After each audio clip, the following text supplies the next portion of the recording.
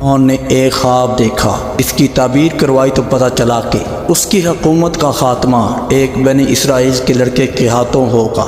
معزز ناظرین، اس طرح کی مزید انفارمیٹیو ویڈیو دیکھنے کے لیے جلدی سے میرے یوٹیوب چینل کو سبسکرائب کر لیں اور بیل کے آئیکن کو پریس کر لیں۔ حضرت موسیٰ علیہ السلام جو کہ اللہ تعالیٰ کے لاڈلے نبیوں میں سے ایک ہیں، یہ 520 قبل مسیح کی بات ہے جب مصر پر فرعون کی حکومت تھی۔ وہ فرعون توبہ نعوذ باللہ خود کو خدا کہتا تھا۔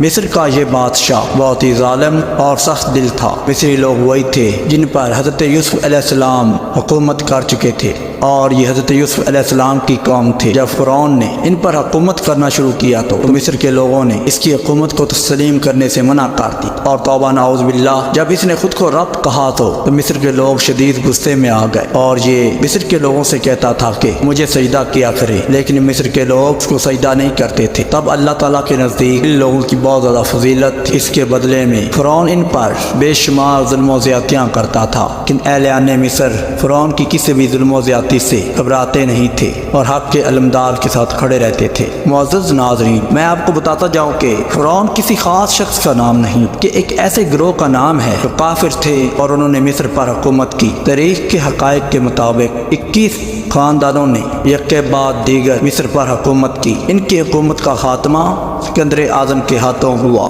معزز ناظرین، فرعون نے ایک رات خواب دیکھا کہ اس کی حکومت کا خاتمہ ایک بنی اسرائیل کے لڑکے کے ہاتھوں ہوگا، تو وہ رات وہ بے چینی سے سو نہ سکا۔ تو صبح اس کے دربار میں ہلچلی مچ گئی، اور جتنے بھی نزدیک یا دور کے علاقوں میں تعبیر کرنے والے تھے سب کو بلا لیا گیا، سب سے اس خواب کی تعبیر کروائی گئی۔ ان میں سے زیادہ نے یہی کہا کہ اس خواب کی تعبیر کے مطابق فرعون کی حکومت کا خاتمہ ایک بنی اسرائیل کے لڑکے کے ہاتھوں ہوگا۔ فرعون جو خود کو خدا سمجھتا تھا اور خود کو خدا کہتا تھا، اس نے مزید ظلم و زیادتیاں بڑھا دی اور ایک ایسا گروہ بنا دیا کہ جو نئے پیدا ہونے والے بچوں کا پتہ لگائے گا اور پتہ کرے گا کہ ان میں سے لڑکا کون ہے اور لڑکی کون ہے۔ جو لڑکا ہوگا اس کو قتل کروا دیا جائے۔ تو ویسے ہی فرعون کے حکم کی تابعداری ہوئی، اور بنی اسرائیل کے لوگوں کو جب بھی کوئی لڑکا پیدا ہوتا تو فرعون اسے قتل کروا دیتا۔ پھر ایک ایسا بچہ پیدا ہوا کہ جس نے فرعون کے گھر میں پرورش پائی اور فرعون کی حکومت کو ختم کیا۔ جی ہاں معزز ناظرین، ہم بات کر رہے ہیں حضرت موسیٰ علیہ السلام۔ جب حضرت موسیٰ علیہ السلام پیدا ہوئے تو حضرت موسیٰ علیہ السلام کی والدہ نے اس ڈر سے کہ فرعون کہیں ان کے بیٹے کو قتل ہی نہ کروا دے، آپ کی والدہ نے آپ کو ایک صندوق میں بند کیا اور ایک ندی میں بہا دیا۔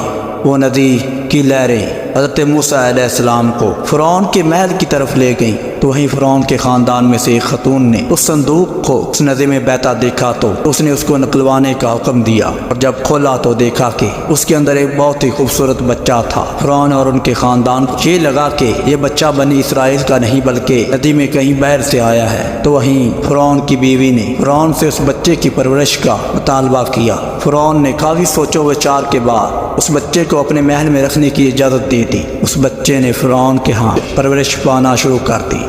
تو معزز ناظرین، پھر وہ وقت آیا کہ حضرت موسیٰ علیہ السلام نے فرعون کے گھر میں پرورش پا کر اللہ جل جلالہ کے حکم سے فرعون کی ہی حکومت کو ختم کر ڈالا۔ تو معزز ناظرین، یہ تھی ہماری آج کی ویڈیو۔ اگر ویڈیو اچھی لگی ہو تو ویڈیو کو لائک کر دیں اور ہمارے یوٹیوب چینل کو سبسکرائب کر دیں اور بیل کے آئیکن کو پریس کر دیں تاکہ مزید انفارمیٹیو ویڈیو سب سے پہلے آپ تک پہنچ سکے۔ انشاءاللہ ملتے ہیں نئی ویڈیو میں نئے ٹاپک کے ساتھ۔ تب تک خدا حافظ، اللہ نگہبان۔